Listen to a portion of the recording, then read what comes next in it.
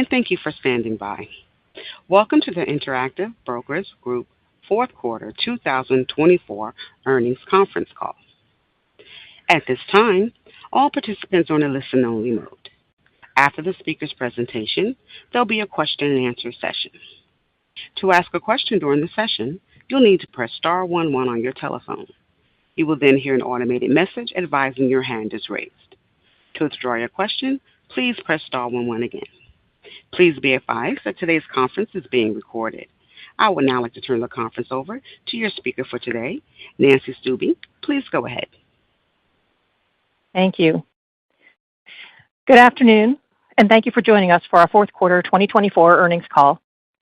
Joining us today are Thomas Peterffy, our founder and chairman, Milan Galik, our president and CEO, and Paul Brody, our CFO.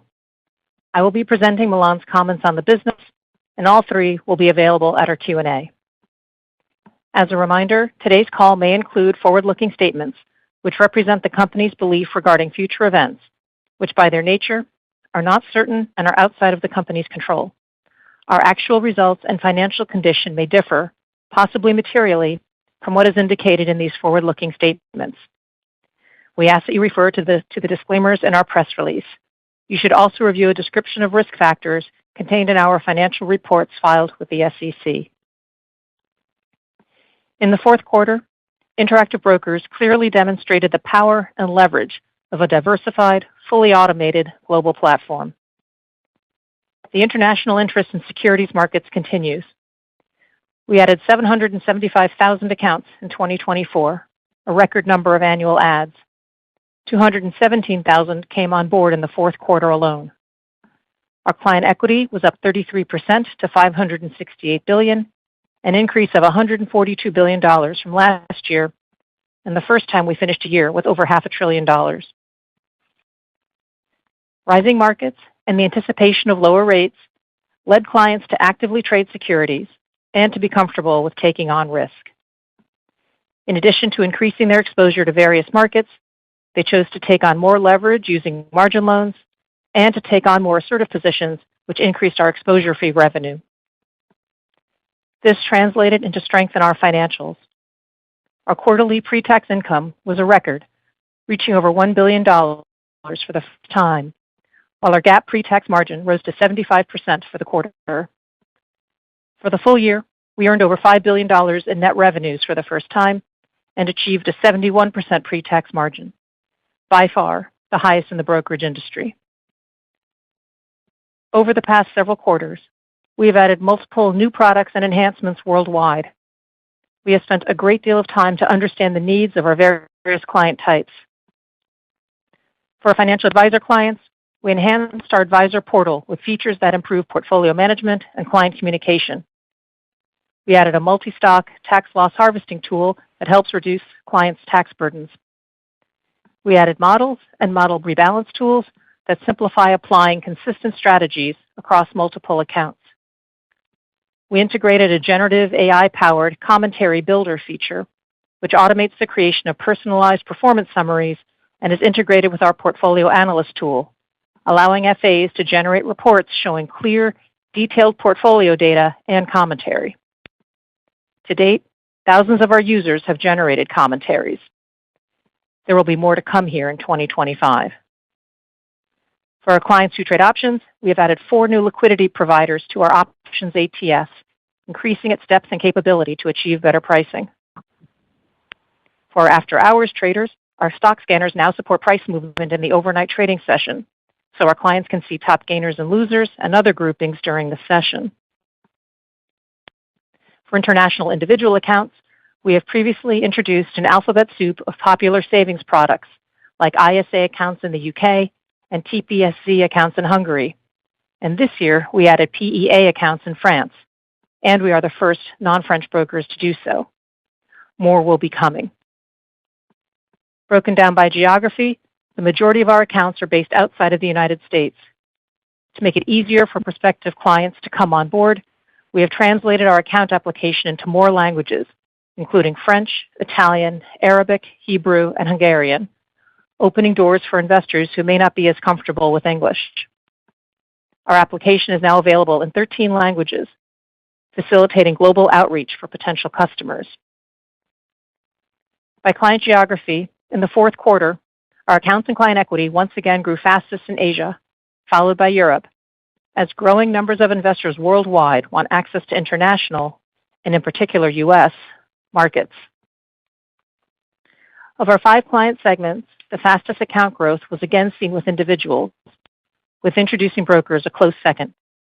On the client equity side, individuals again grew the fastest, followed by financial advisors and iBrokers. Commission growth was fastest for our proprietary traders, while net interest income growth was led by individuals, followed by financial advisors. Overall, we experienced another productive quarter. We launched trading on the Saudi exchange, which follows our launch in Malaysia last quarter. We added IB algorithms for Hong Kong exchange options. As a note, we began offering cryptocurrencies in Hong Kong also this year, back in May. We have focused on making it easier for clients to fund accounts, and this quarter began to offer EDDA for Hong Kong dollars and offshore Chinese yuan deposits, open banking for euro deposits, and Plaid for euro and British pound account funding.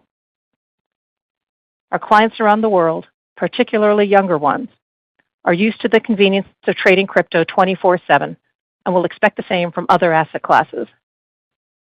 We consider meeting these expectations vital. We already offer over 10,000 U.S. stocks and ETFs during overnight hours, and in 2024, we expanded hours to 24/5 for corporate and government bonds in U.S. dollar, euro, British pound, and Swiss franc denominations, and expanded them for U.S. stock contracts for difference. This quarter, we also expanded our order types and introduced a new one called Overnight Plus Smart to specifically cover overnight trading hours. For other products like options and futures, which trade only on exchanges, we await only the willingness of the exchanges to extend trading hours. We will be ready when they are. There are at least 8 different regulatory projects we are programming for around the world, as the many, numerous jurisdictions we operate in create, add to, and update their regulations. We are on time, or more often, well ahead of schedule on all of them. Our close ties to over 20 very different regulatory regimes in multiple languages, and our ability to react to and program or reprogram our systems to comply on a continuous basis is one of our advantages that we take extremely seriously, with employees on the ground and programmers dedicated to these tasks. And finally, a special note on ForecastX. We created this exchange, which is regulated by the CFTC and allows trading on predictions that have measurable, third-party verified outcomes. This is an entirely new asset class, one that provides a market-driven way to quantify real-world expectations on measures like economic, political, and climate outcomes. Another significant broker now offers access to our exchange. We were ready with election trading when it became permissible. We believe the greater ambition, ForecastX becoming the most accurate marketplace for predicting significant events, will occur over time. Our pipeline of new business and new initiatives remains as strong as ever, and our product set clearly has resonated with people around the globe. We are not stopping here to rest on our achievements. We have many projects to work on, goals to achieve, and, together with the Interactive Brokers team, we look forward to executing on them in 2025. We are eager to share our new products and enhancements as we introduce them. With that, I will turn the call over to our CFO, Paul Brody. Paul?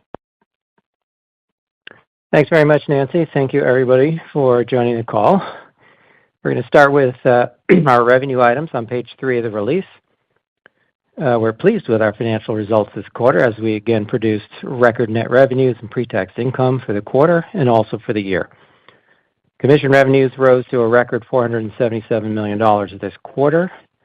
For the full year, commissions were $1.7 billion, up 25% from last year. In 2024, we saw higher trading volumes across the major product categories, as well as 24% higher DARTs per account. Net interest income also reached a quarterly record of $807 million and a yearly record of $3.1 billion, despite multiple rate cuts in nearly all the major currencies.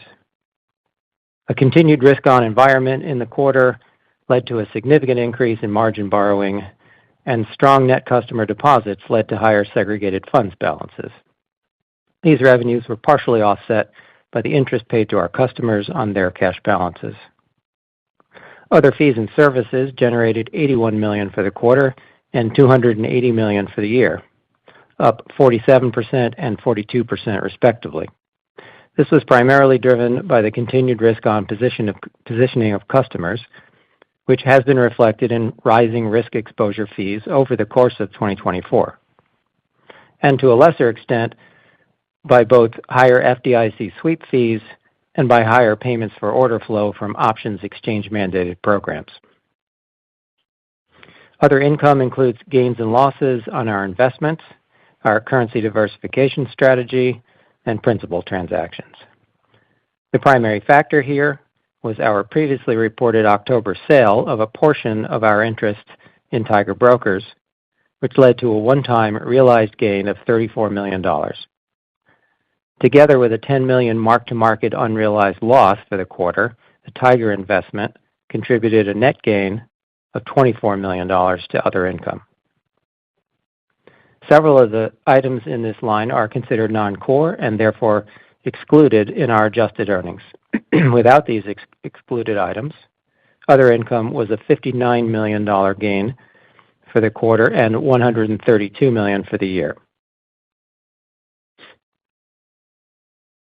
Turning to expenses, execution, clearing, and distribution costs were $115 million in the quarter and $447 million for the year, up versus last year due to higher trade volumes in stocks and options. Overall, commissions rose faster than execution costs, however, thanks to higher rebates earned from the exchanges that pay for liquidity-enhancing orders. Execution and clearing costs were 19% of commission revenues in the fourth quarter for a gross transactional profit margin of 81%. We calculate this by excluding from execution, clearing, and distribution $21 million of non-transaction-based costs, mainly market data fees, which do not have a direct commission revenue component. Compensation and benefits expense was $138 million for the quarter, up slightly from the year-ago quarter.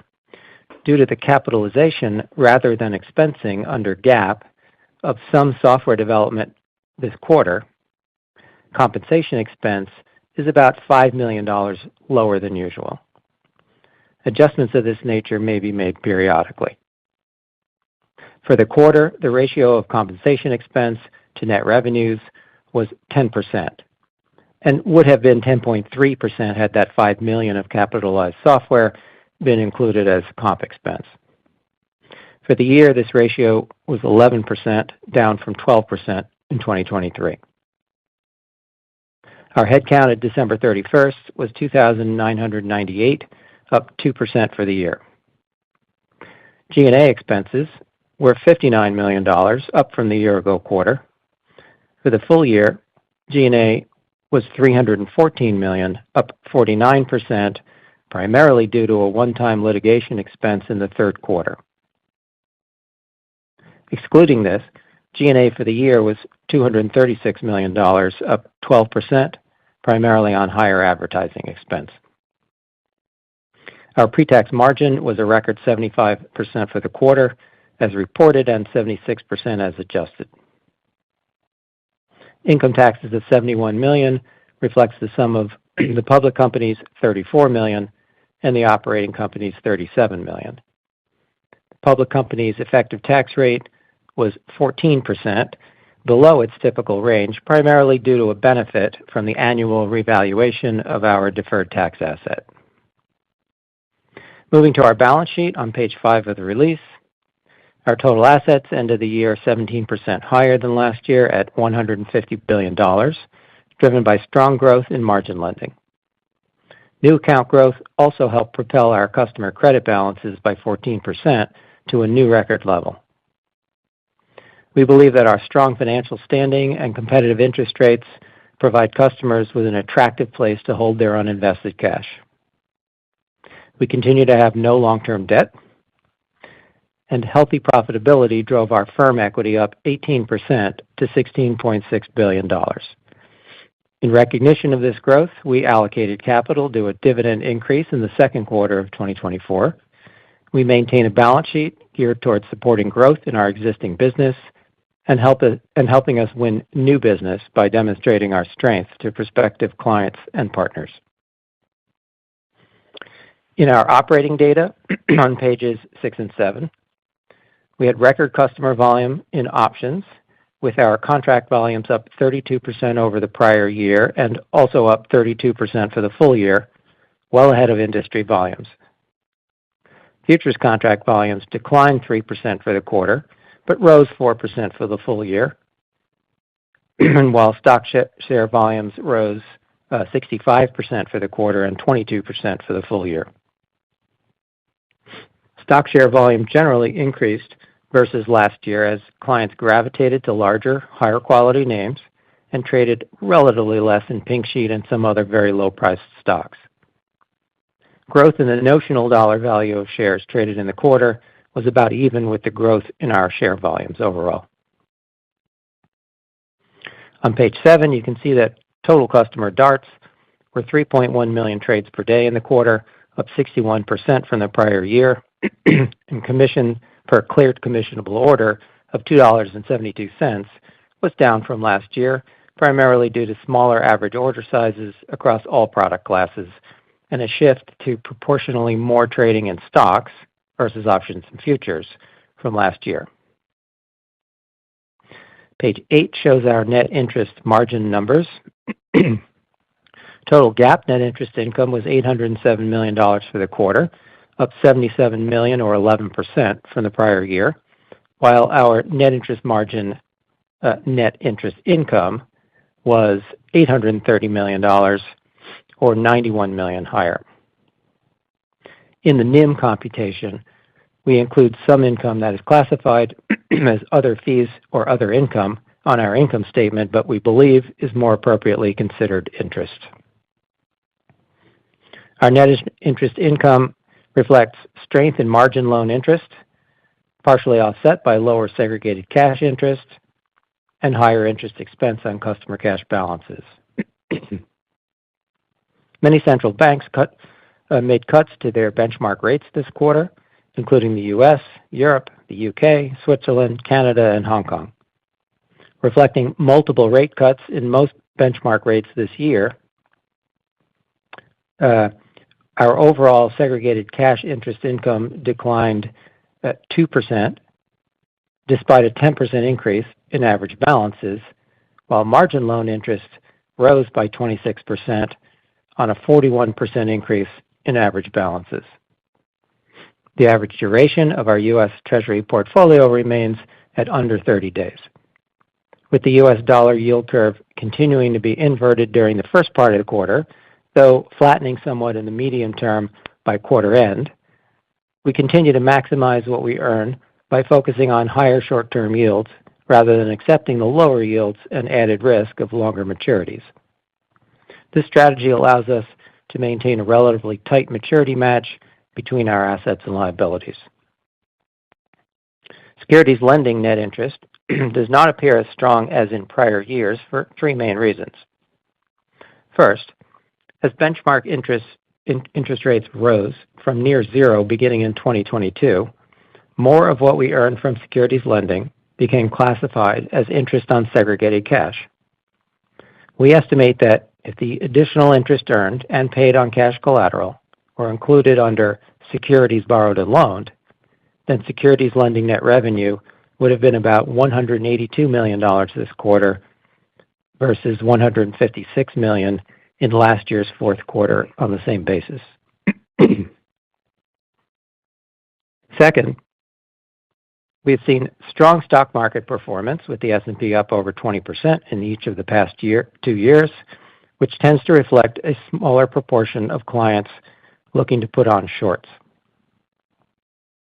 Third, there are fewer hard-to-borrow names industry-wide, both because the overall market is rising sharply and due to weakness in some of the typical drivers of securities lending, including IPOs, market volatility, and merger and acquisition activity.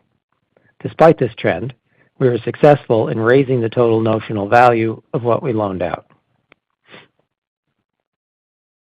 Interest on customer credit balances, the interest we pay to our customers on the cash in their accounts, rose on higher balances from new account growth.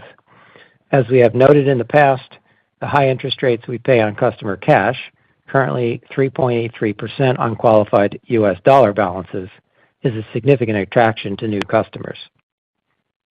Fully rate-sensitive customer balances ended the current quarter at $19.1 billion versus $17.8 billion in the year-ago quarter.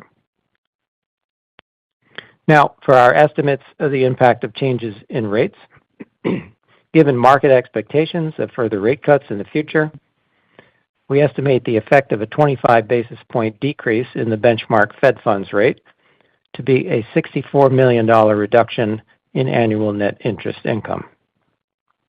Note that our starting point for this estimate is December 31st, with the Fed funds effective rate at 4.33% and balances as of that date. Any growth in our balance sheet and interest-earning assets would reduce this impact. About 25% of our customer cash balances is not in U.S. dollars, so estimates of a U.S. rate change exclude those currencies. We estimate the effect of decreases in all the relevant non-USD benchmark rates would reduce annual net interest income by about $22 million for each 25 basis point decrease in those benchmarks. At a high level, a full 1% decrease in all benchmark rates would decrease our annual net interest income by about $339 million. This takes into account rate-sensitive customer balances and also firm equity. In conclusion, we posted another financially strong quarter in net revenues and pre-tax margin, leading to a record year. This reflects our continued ability to grow our customer base and deliver on our core value proposition to customers while simultaneously scaling the business. Our business strategy continues to be effective, automating as much of the brokerage business as possible, continuously improving and expanding on what we offer while minimizing what we charge.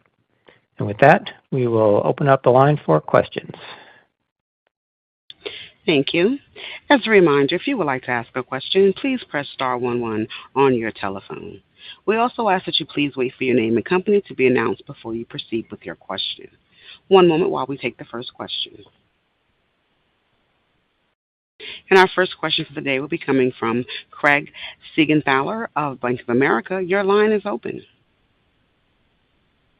Hey, good morning, or good evening, everyone. Hope you're all doing well.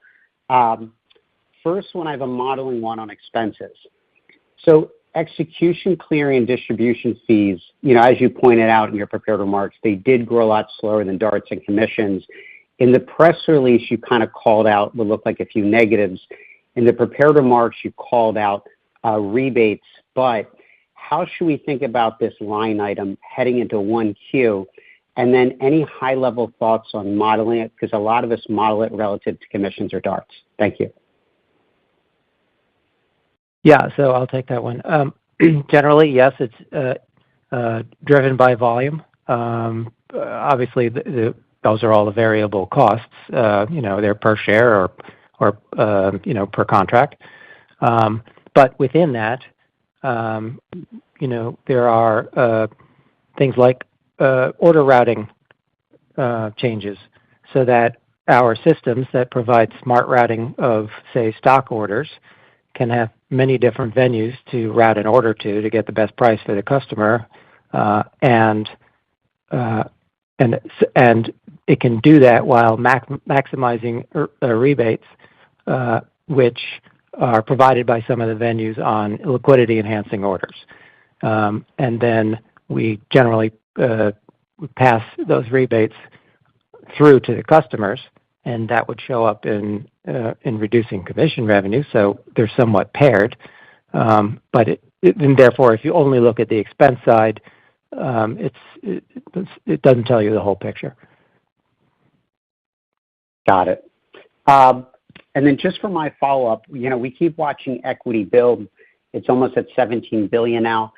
I just wanted your thoughts on how fast we should expect this capital balance continue building? And is this really helping your hedge fund prime marketing efforts given the size? And any updated thoughts on share repurchase in the future? Well, there is no plan to do any type of share repurchasing. We will in the future consider increasing the dividend, but that, of course, assume that the stock price will be about $200 and it will remain there. As far as the strong capital, we like it that way for a couple of different reasons. For hedge fund clients, for institutional clients, we compete with large banks that have been in business for more than 100 years. They obviously have an established reputation, and by many managers, they're considered to be the safe choice. They will never be blamed if something were to go wrong with a bulge bracket competing bank. We have to work hard to earn our reputation. We have been consistently growing the company and our capital base. It's visible. Our balance sheet is strong. That is one way we signal to the marketplace that we are a serious player and they should consider us for custodying their assets. The other way the very high capital base is benefiting us is that unlike in the United States, where we can fund the margin loans using other customers' uninvested cash, only banks are able to do so outside of the United States. So we fund a large portion of those loans by our own capital. Those are the two reasons why we like the number to be ever growing. Thank you, Milan. Thank you. One moment for the next question. And our next question will be coming from the line of Benjamin Budish of Barclays. Your line is open. Hi, good evening, and thanks for taking the question. Maybe first, I was curious to get your thoughts on what account growth could look like in 2025. I know you tend not to kind of give guidance on a per-year basis, but it's just kind of remarkable the momentum we've seen over the course of the year and, kind of accelerating as you're growing larger. So just curious, what do you think are the key factors in 25? Can you maybe talk about the word-of-mouth momentum you're seeing, and can you maybe unpack a little bit of, kind of where you're leaning? And I think you in the prepared remarks and in the presser, you called out a bit of a pickup in advertising spend. So just curious what your thoughts there are on what account growth could look like this year. Well, our marketing spend will be slowly increasing. Obviously, it's necessary to attract the individual accounts, so that's why it's going to go up. We expect a steady growth in the number of accounts. As you could see this past quarter, we really enjoyed a high number. There is a lot of enthusiasm in the market, partially related to the ever-increasing prices in the market, stock prices in the market, partially related to the change of the administration that is largely considered to be pro-business, and the U.S. markets, as a result, are expected to continue to do well. So there are a lot of accounts, new accounts being opened. Some investors who were sitting on the sidelines decided to open an account and start investing. So we are bullish on the continued growth of the accounts. Got it. Maybe one quick modeling follow-up for Paul. I think for the employee comp and benefits line, you called out a capitalized expense. Just curious, in Q1 and kind of going into the year, should we think about the level in kind of the first couple of quarters of 2024 as the starting point, or does it kind of reset lower? Just any guidance you could give there would be helpful. Thank you. Right. Well, it does go along with our hiring, which was only 2% higher than the prior year. I think the best way to look at it is on the full year, because the capitalization is measured only periodically and can be added in a given quarter. Our average for all of 2024 was $143 million a quarter, and that's probably your best starting point for going forward. Okay. All right. Great. Thanks so much. Thank you. One moment for the next question. And our next question will be coming from the line of James Yarrow of Goldman Sachs. Your line is open. Thanks, Milan and Paul, for taking the questions here. Maybe just starting on aspirations in the high-touch part of the prime brokerage offering, which you've obviously expanded in 2024. If there's deregulation of the bulge bracket prime brokers, which the market clearly expects, could this present a more meaningful threat to growth of the business? And then just, what is on the product roadmap for this business in 2025? I would not expect the regulation to really have an impact. As I explained a bit earlier, what we're dealing with is competing with very large established banks, Goldman Sachs, Morgan Stanley. I cannot see how a small newcomer would really be able to make a significant dent in our business. So the regulation, I do not think would impact our business that way. As far as the products, did you mean within this white glove offering for the hedge funds? That's right. Well, I can tell you that one of the things that we have done is we have revamped the way we do the capital introduction events in the past quarter. We do those events approximately once every 3 months. We changed the name of the event. We changed the way it's organized. We advertise it better. And the result of that was that the last event, we had double the number of participants. Instead of 120, we had 240 accredited investors participating in the capital introduction event. Otherwise, we are pleased with how the white glove offering is going. We have 34 hedge funds onboarded with the average assets of $160 million. The goal here is to provide them with better service. They all appreciate direct access to the subject matter experts. They like talking to us. We handle approximately 50 different issues on a particular week. And as we talk to them more, we make adjustments. For example, just recently we have started offering algorithms, VWAP and similar algorithms for the stocks in APAC region, and that was directly due to the fact that the hedge funds that are now more openly talking to us were requesting that feature. We're pleased with the way it's going so far. Excellent. That's very clear. Maybe just turning to the margins, your adjusted margin did rise to a best-in-class 75.6%. Can it continue to rise off of these levels? Is there an efficient horizon that you see for the margin? Well, I would not expect that number to go up. That is not the number that we're optimizing for. What we're trying to do is delivering value to our clients. We obviously have to pay attention to not just automating everything we can so that we can offer our services at the lowest prices, but we also have to make sure that when our clients need help, we have sufficient personnel to answer their questions, to help them on the customer service line.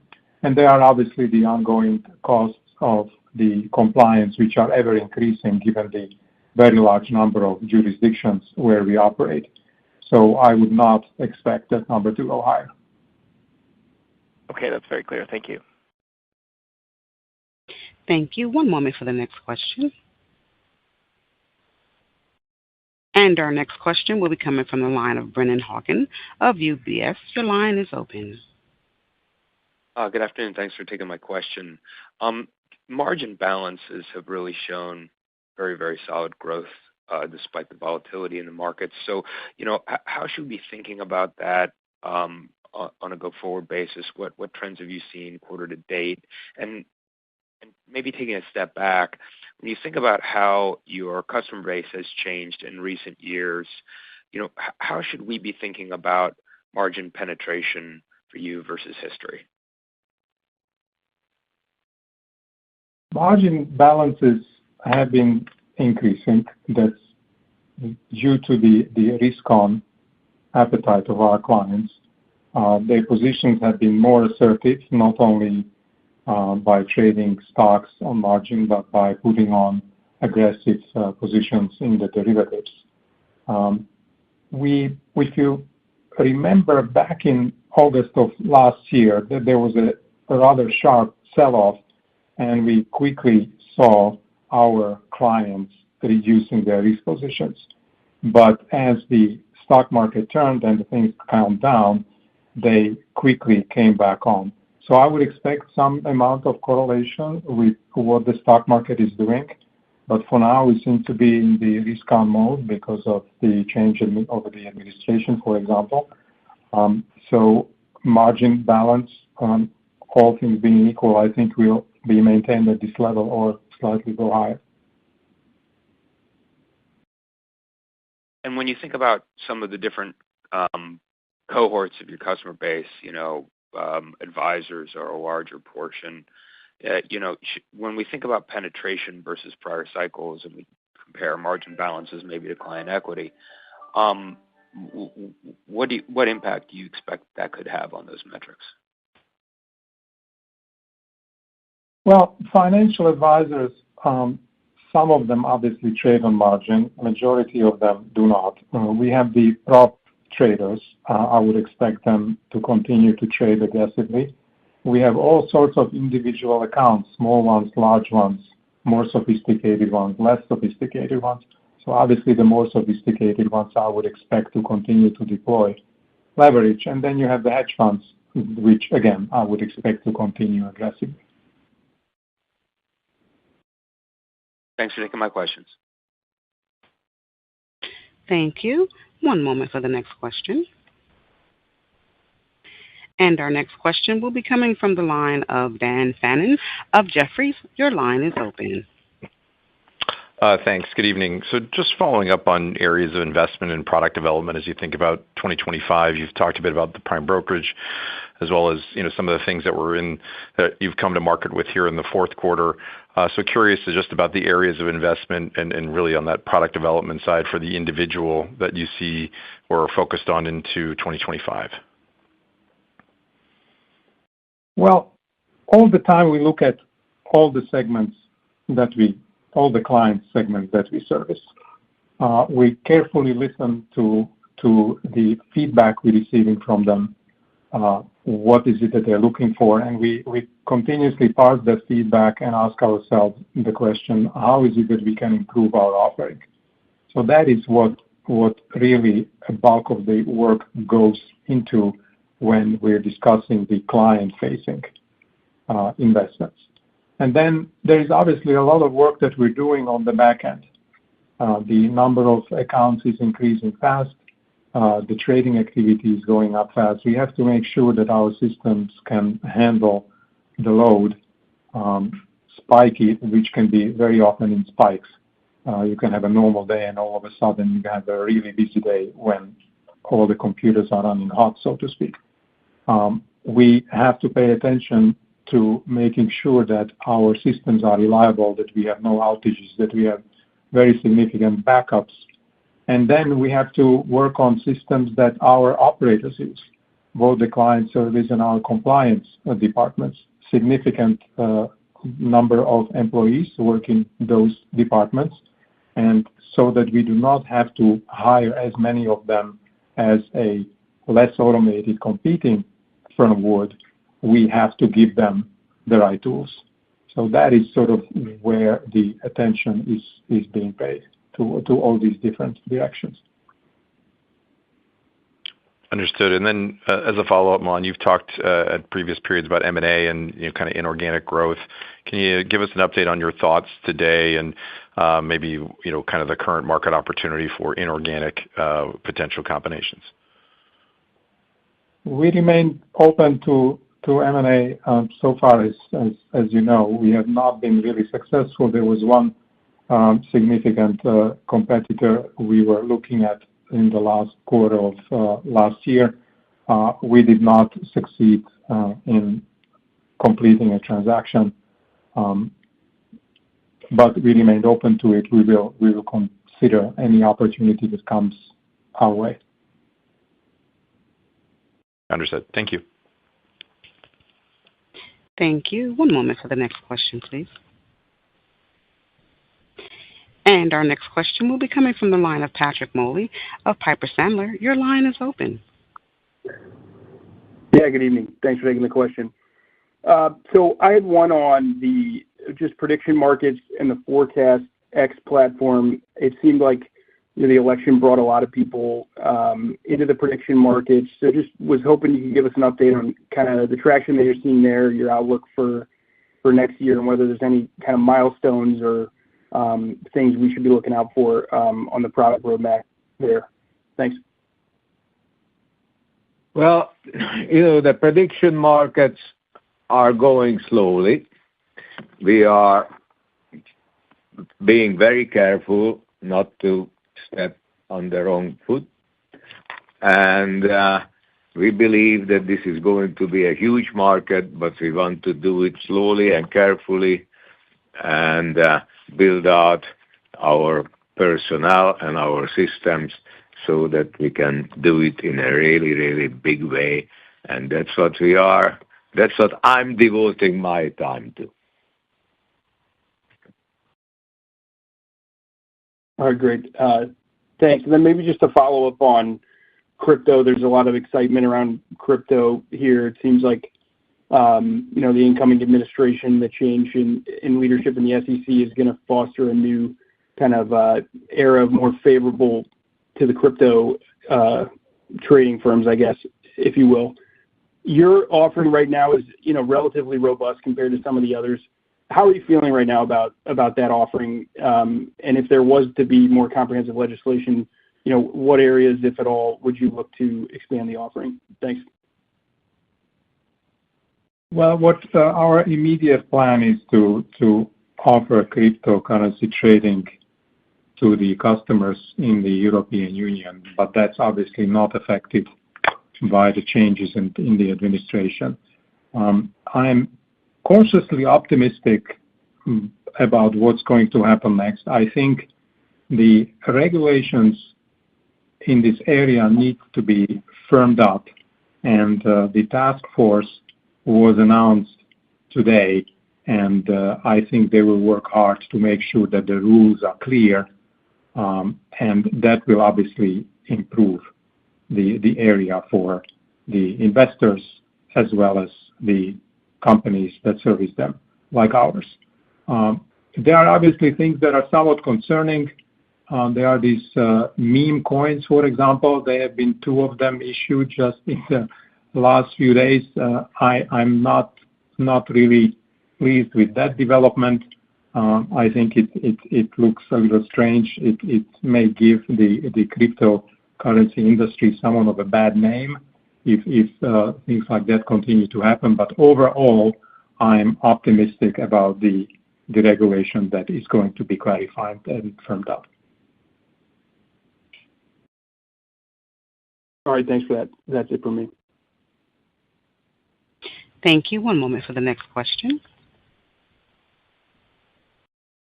And our next question will be coming from the line of Chris Allen from Citi. Your line is open.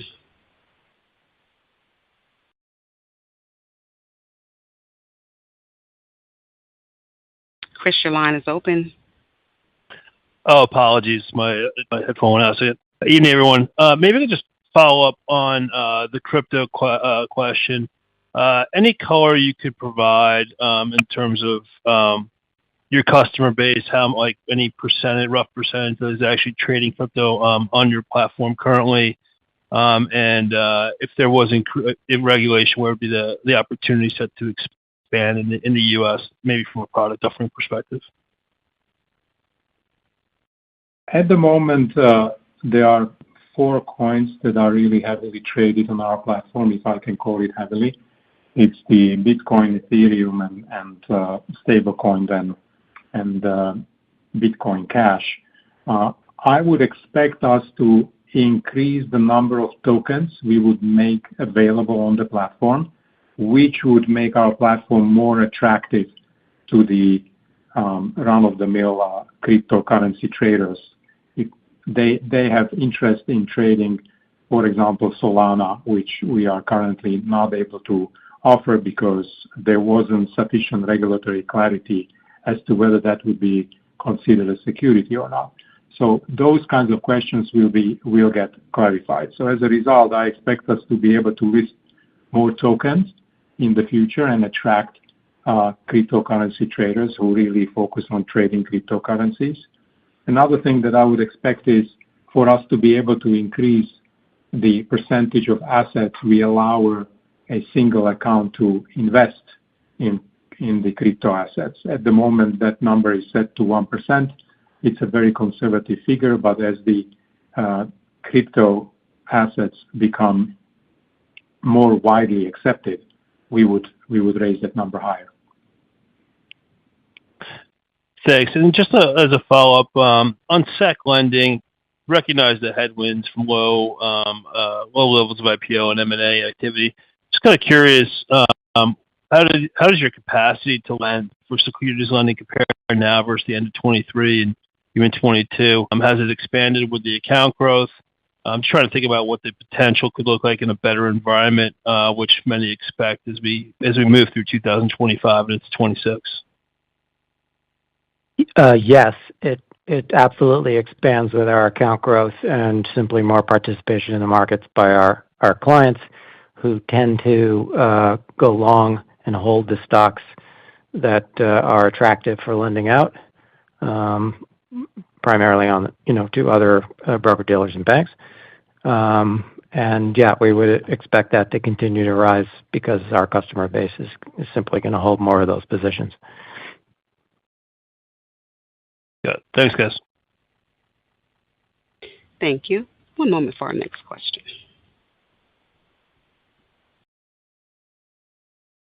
And our next question will be coming from the line of Kyle Voigt of KBW. Your line is open.